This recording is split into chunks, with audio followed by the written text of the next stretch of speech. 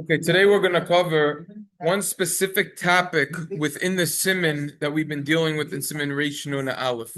The primary topic in this siman, as we know, is working Erev Shabbos or not, which we already learned a lot about. Before we continue with that, or finish with that, really not going to spend more than a couple more sessions on this siman. We have to discuss one specific point which is brought up at the end of the siman, and we must get more clarity in this manner. The Ramah concludes the siman. It's like a sneaky Ramah. It just comes in at the end over there, and it's totally not the topic of the siman. The Ramah over there writes, right over here, V'yeshel adam l'ma'i ksas b'limudo be'erev Shabbos, kidei sheyochin sarchei Shabbos. This means that a person, if we just translate this Ramah, a person should decrease decrease a little bit the amount of Torah that he learns on Friday, the eve of Shabbos, Erev Shabbos, in order that he could prepare for the necessities of Shabbos. If you look in the parentheses of this Ramah, he quotes the Shilti Giburim and the Yerushalmi. So it seems like many people are machmir for this, and the truth is they don't learn during the week anyways, right? Just kidding around.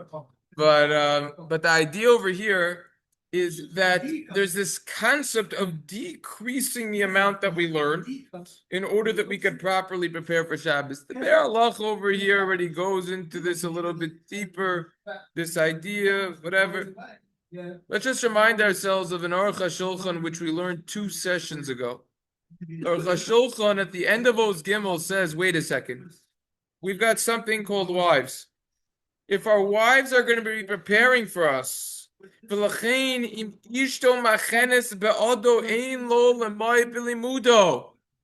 person's wife is preparing for him, for her husband, then the husband shouldn't decrease his learning.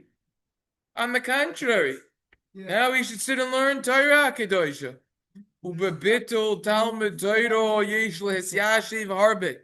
When it comes to not learning Torah, when it comes to bittul Torah, you have to look into this.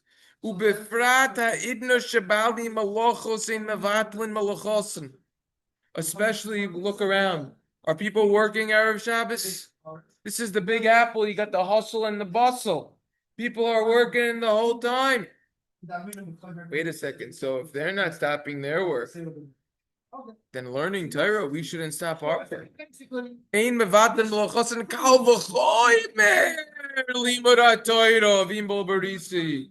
Etc. Certainly, this applies by Torah. If they're not going to stop their work, then we shouldn't stop our Torah Hakadosh. Because we know if there's no Torah in the world, then the world will cease to exist. So the idea over here is this Aruch HaShulchan. We should remind ourselves also of Oz Dalet that we saw a few sessions ago. Various leniencies that the Aruch HaShulchan provided that it's permissible to continue working even after this man of Mincha Ketana.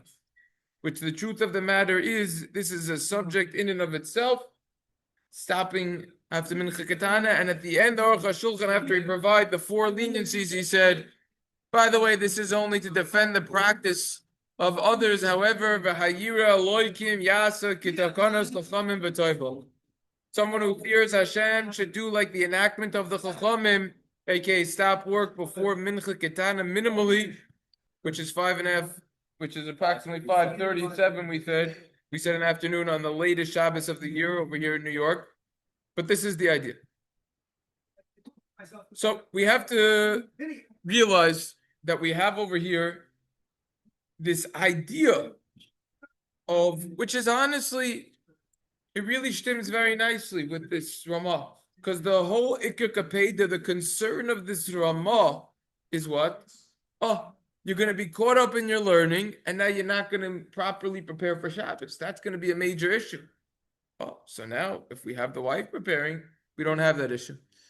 But let's do a deep dive on this topic. Learn it properly.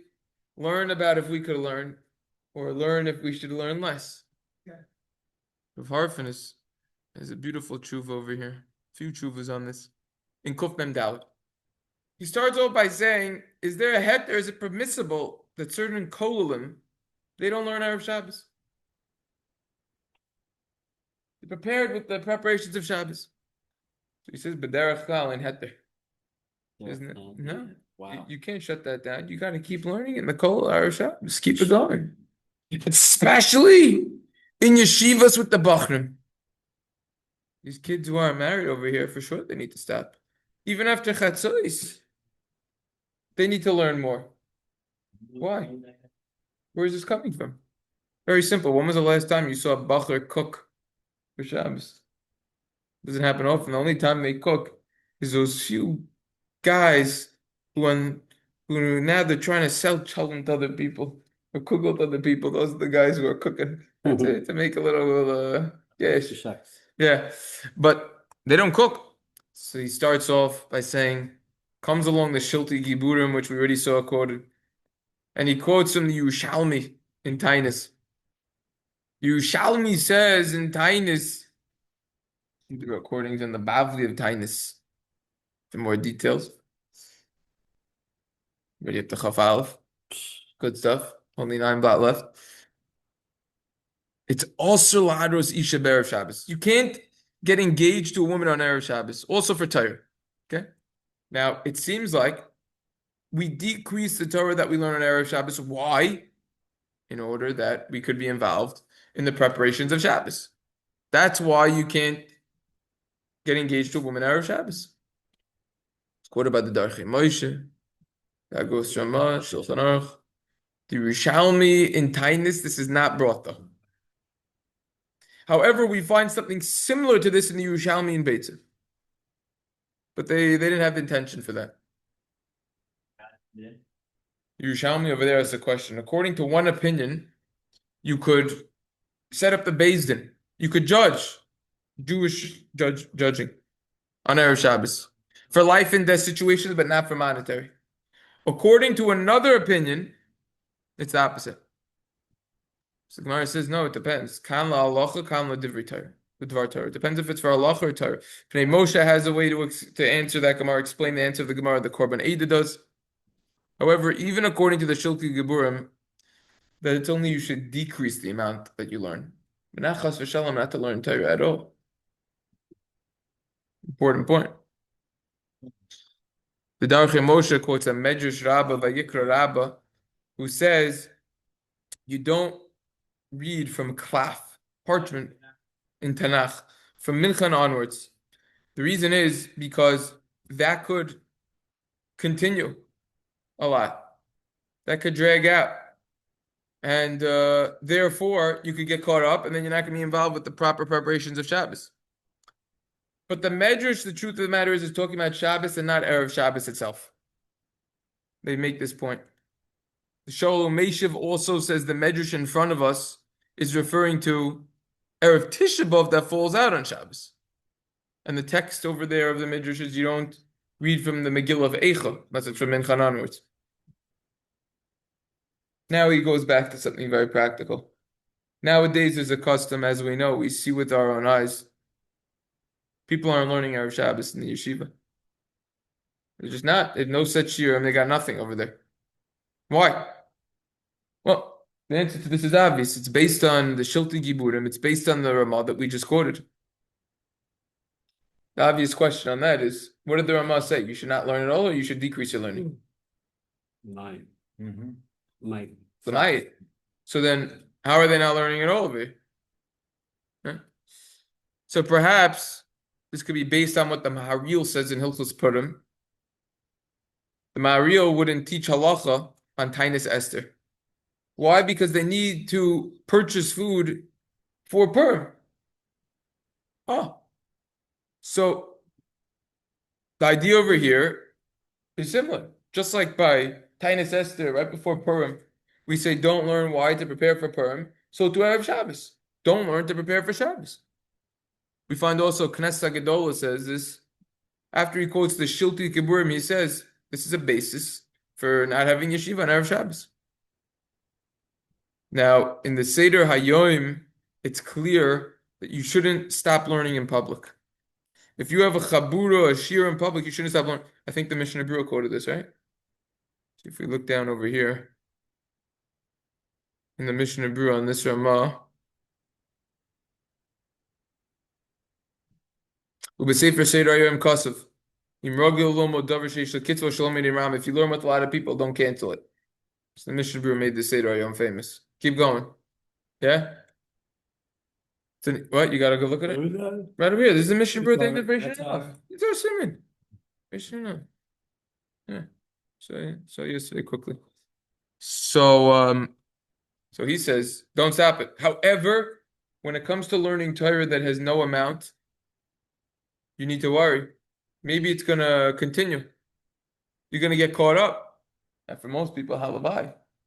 But at the end of the day, you leave me in a room with the svarim I need, I'll get caught up. No question. Forget about everything and anything else. This is an alarm. I could, but if I didn't have an alarm, Shabbos, I get caught up. You know what that does to you when you learn straight like that? You're learning something. You lose track of time. Time flies, and you're having tremendous fun. So the Talmidei, who's this, Rabbeinu Yonah? Not sure who this is. You would learn Rashi. Rashi is because it's cut and dry, it's straightforward. Most people, when they learn Rashi, they're just doing a set amount, and then it's Rashi, and that's it. They're not going back and forth. We don't need to worry that you're going to get caught up with it.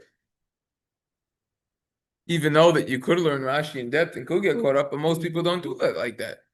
So you have to know exactly what you're doing. Comes along Rav Harfness and says, that's specifically back then. Listen to this amazing distinction between back then and nowadays. This is a historic fact. Back then, it was very difficult to purchase food. They were burdened with it. It took time.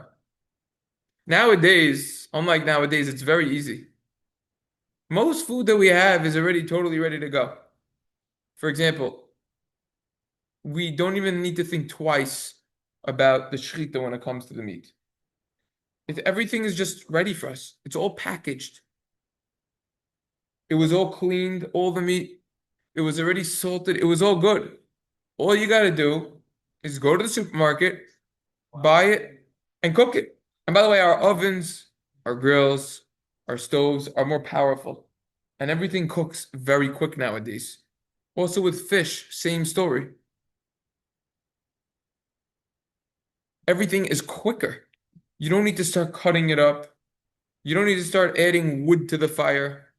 You don't start doing all of these different time-consuming activities that they used to do to make food. Furthermore, you just buy it from the store and then it's already ready to be eaten. It doesn't take that much time to fix it up, so therefore, it's not considered that now you're going to be preoccupied and burdened for preparing for Shabbos. Great idea, no? So, furthermore, back then, they didn't have the same refrigeration process that we had. So what happens? They would wait till like last minute, right before Shabbos at the marketplace, make sure that they were getting fresh fruit and vegetables and other food in order that it'll be totally fresh. Nowadays, you buy something that you put it in the refrigerator for a couple hours, it's as good as, it's as fresh as it could be. Also freezers, right? So therefore, this is where perhaps the custom developed to start buying things more on Thursday. Now, we already learned about the whole Thursday situation. If you could, you buy it all Erev Shabbos. But if you can't get it in time, you could buy it from already Thursday. Back then, they needed to go themselves to the marketplace.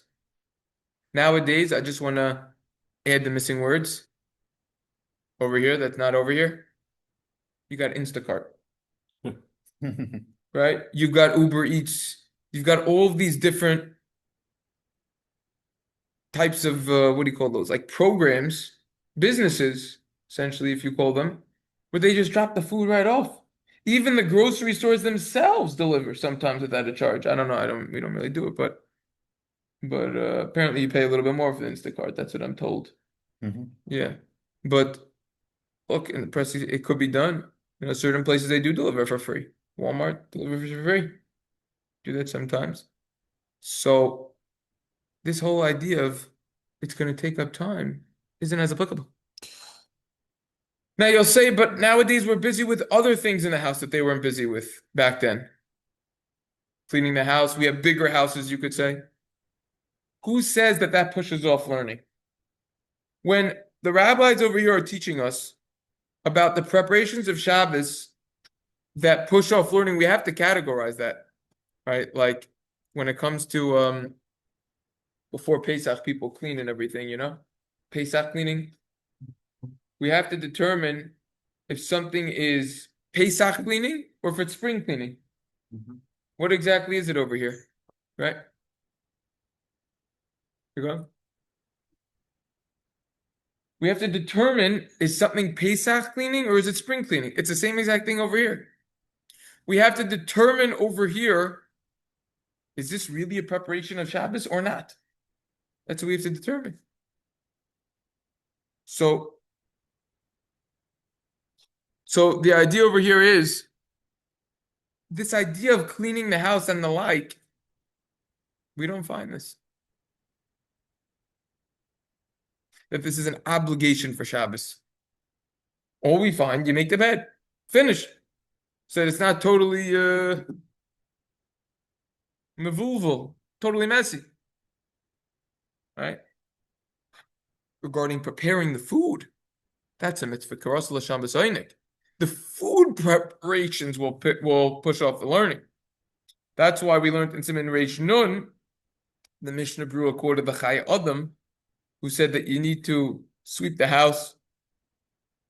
Excuse me, that's including Kavod Shabbos, as if an important guest is coming. But the question is that considered a complete mitzvah to the extent that it would push off learning Torah? Even if you want to say it would push off learning Torah, that's regarding cleaning the house from filth that is recognizable and that's apparent. But sparkling up the house, so to say, even though Hagam shemitzvah kavod baze, even though it's a mitzvah what you just did, since your intention is for Shabbos, nevertheless, that wouldn't push off learning Torah. So we have to categorize exactly what is considered a preparation for Shabbos that would push off learning Torah. However, someone who foresees into the future, looks into the future, and if he knows that he's not going to be able to assist his wife in helping out in this way, and if he's not going to help out with the cleaning and other activities, it could come to a quarrel, chas v'shalom. So it's obvious that he should help over there, that he should assist his wife, strive to the best of his abilities. On the contrary, this is the very important mitzvah of chesed, acts of kindness. This is no worse than the mitzvah of azav tazoiv imo, that if someone needs help loading their donkey, their car, you help him out. Same exact thing over here. You got to help out. The Maharil was only referring to the Bachrim, boys who weren't married. So they're not living at home. They're dorming in a yeshiva. They themselves need to prepare Shabbos food. Okay? But if someone's married and his wife is doing anything, why would you stop learning? If you're a bacher and you do need to prepare for Shabbos, that's when you stop the learning.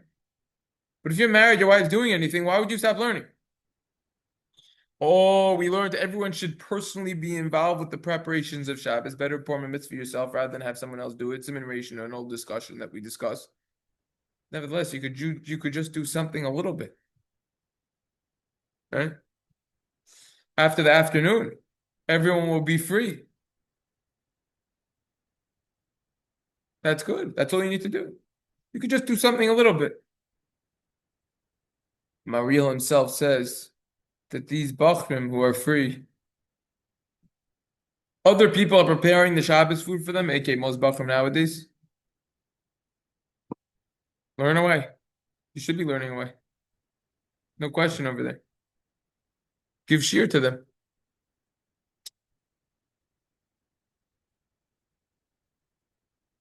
And then the whole Yerushalmi in itself is a discussion. Furthermore, that doesn't mean they shouldn't learn at all. That means that you shouldn't have a shear which isn't going to have an official end time to it. because it could take a lot of time, but not to completely stop learning. Regarding the burden for honoring Shabbos, we should point out what it says in the Medrash Tanchuma, in the beginning of Maseches Megillah. We don't fast Tainus Esther, fast of Esther on Erev Shabbos, so that we should all be involved and burdened with saying Slichos. And we shouldn't be burdened with the preparation of Shabbos. Because preparing for Shabbos is better than 1,000 fasts. Actually, we don't say that by sour potatoes. Nope. The Tainus Esther is like the most lenient. So Yeah. just an interesting statement that preparing for Shabbos is better than 1,000 fasts. Don't take preparing for Shabbos lightly.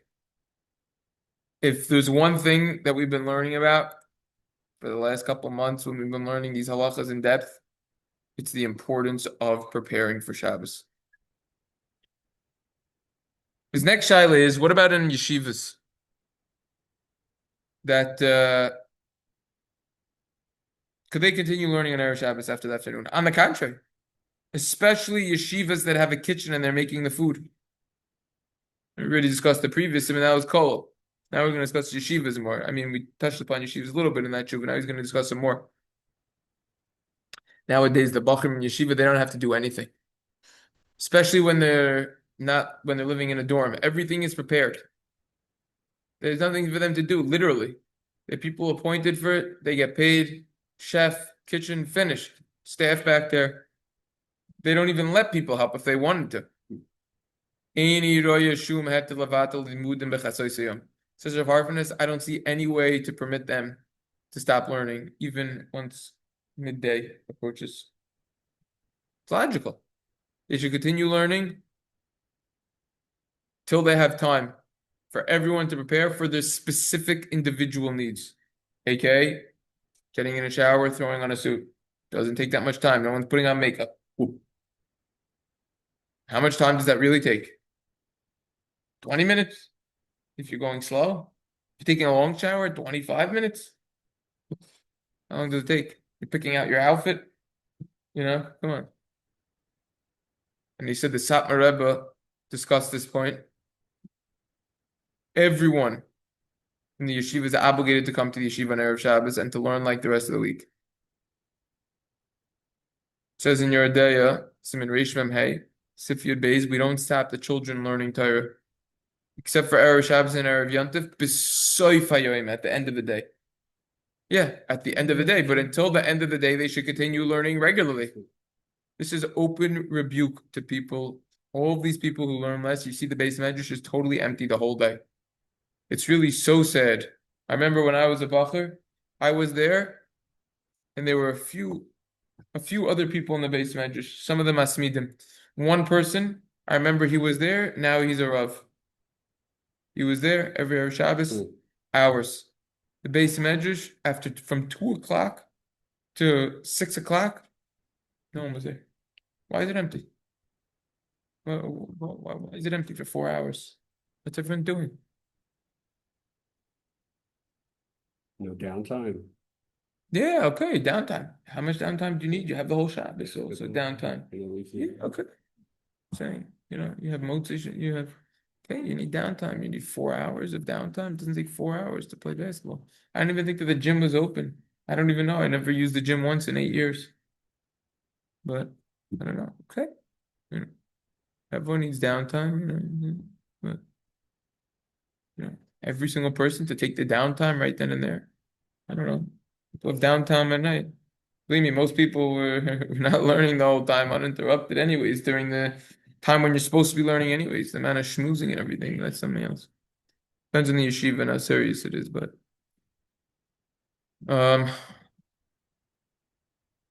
look at this line. The preparation for Shabbos of a bacher is to learn Torah with diligence, with extra diligence. See this? Chana Shabbos a bacher. Lomad basmadi yisera.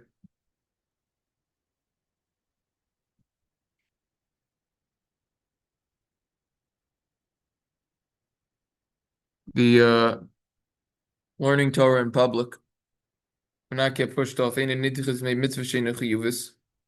Yabet says the Talmud Torah wouldn't get pushed off. Public learning wouldn't get pushed off for preparing for Shabbos. No one learning in the yeshiva, that's Bittul Torah Barabim.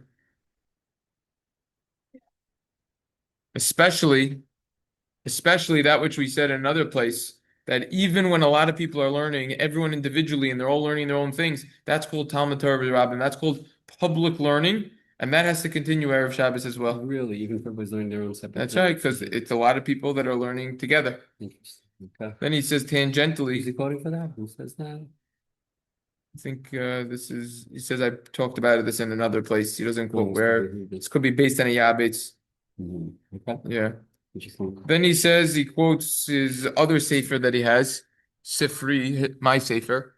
He says that Sefer Yisrael Araisa quotes the Chafetz Chaim, who talks about how bad it is that people don't learn after Shabbos, especially if you're making late Shabbos. You're starting at 8 o'clock, so we're talking about you could get 7 hours in. Right? 7 hours. Yeah, I mean, if it's after Chatzos, 6 to 7 hours we're talking about over here. So, we have to realize if a person's going to live till 70, this is 20 years of your life. That's a large portion of a person's life. They quote from the Chazon Ish that he told his Talmidim to learn at times when no one else was learning, and that the Taz and Rabbi Akiva Eiger only merited their high levels because they learned at those times when no one else was learning. For example, on Erev Shabbos after Chatzos, halachic midday, Sefer Kerem Yeshua, Rabbi Yeshua Cohen, he says that many Gedolim, great people, testified about themselves that they only merited the level that they achieved because they learned at times when no one else was learning. For example, Erev Shabbos, Erev Yontif, after Shabbos, after Yontif, Motzi Shabbos, Motzi Yontif, after fast, Purim and the like, all these types of times. It's like a mace mitzvah shein lakovim, a dead body that's on the street, no one's burying it. Got to go out and help. That's the best time to learn when no one else is learning. Pasuk says, there's a time to do to Hashem, you should nullify and cancel your Torah. Which means the best time to do for Hashem is at a time when the Torah is getting nullified, when no one else is learning. The Mridah says that in the yeshivas in Chutz La'aretz, outside of Israel, even on Erev Shabbos, in the afternoon, it was packed with people learning with tremendous diligence over here. Packed. The obligation is especially on the Rosh Yeshivas nowadays. People who are heading these yeshivas, they have to say, we have to continue learning Erev Shabbos. Especially, he says, in the summer. Because just doing nothing, just doing nothing could bring to a bad mental state. And that's enough for those who understand that. What are people going to be doing all day? 5 hours, getting into trouble.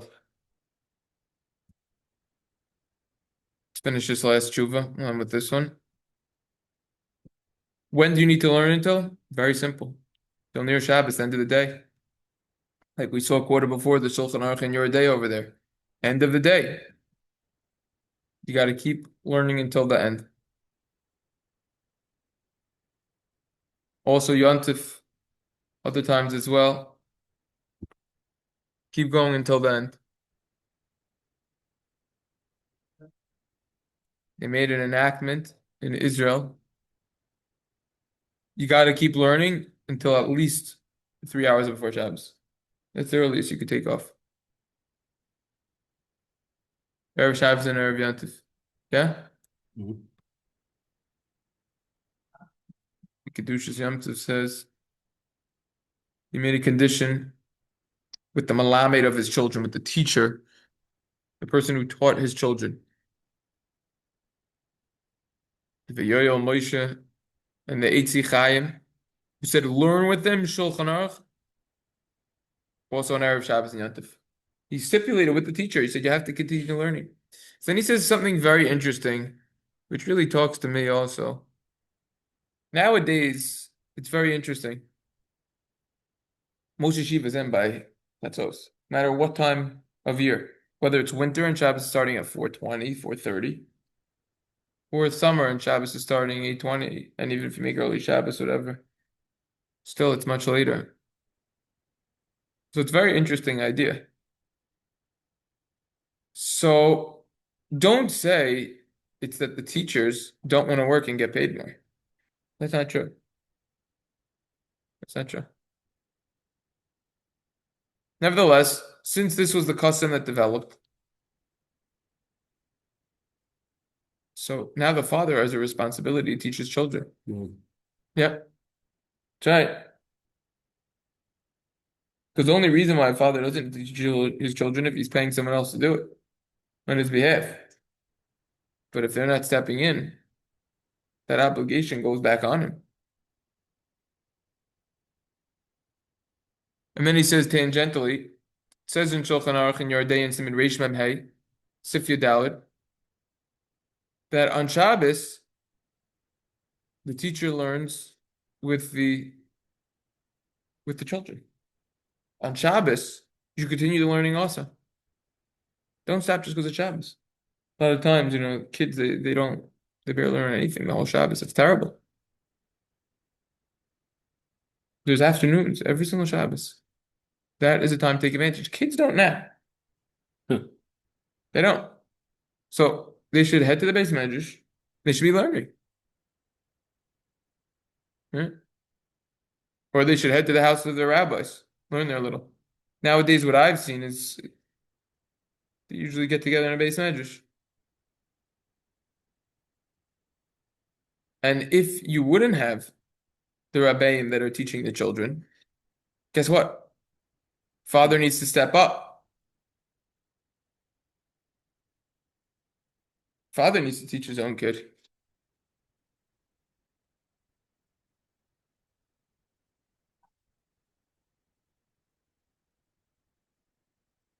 Especially, you don't want all the kids just aimlessly roaming around in the streets. He's talking about on Shabbos itself. You have an obligation of Talmud Torah, and you also have an obligation of making sure that your children aren't hanging out with the wrong types of people. And he says, "If you already had a lot of people who fell this way, enough for those who understand the situation." So, end of the day, I think we really see the importance over here of this idea. Just go through the notes with the remaining few minutes that we have just on this section. What would be Yeah. better? Would it be better to make regular Shabbos and learn a little bit Arab Shabbos, or would it be better to make early Shabbos and learn a little more on Shabbos? Excellent Based on what question. we've seen, We have to rephrase that question to, is it better to make early Shabbos to stay with regular? The answer in short, and we're gonna maybe learn about this more in Siman Reish Samach Aleph, is it seems like general halacha is late's better. However, there are other factors that come into play, and it's for many reasons. This is a major discussion of itself. There are many other factors that come into play, but that would be general. It's Depends on the amazing. time of year too.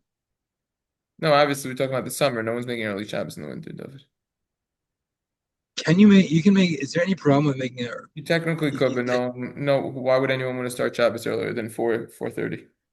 And yeah, like for You yeah, could make early Shabbos as long as it's after Plaga Mincha. yeah. Um, yeah. But, So Magen Avram says, okay, this is Seder Hayom.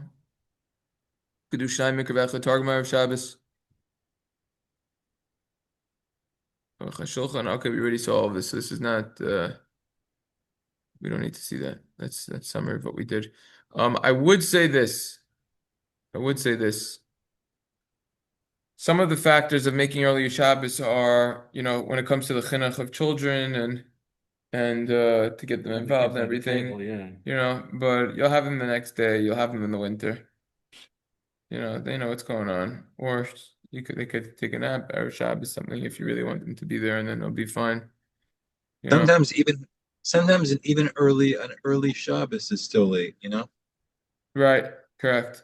So, you have other factors. You have a lot of problems including Kiddush before when 3 stars come out.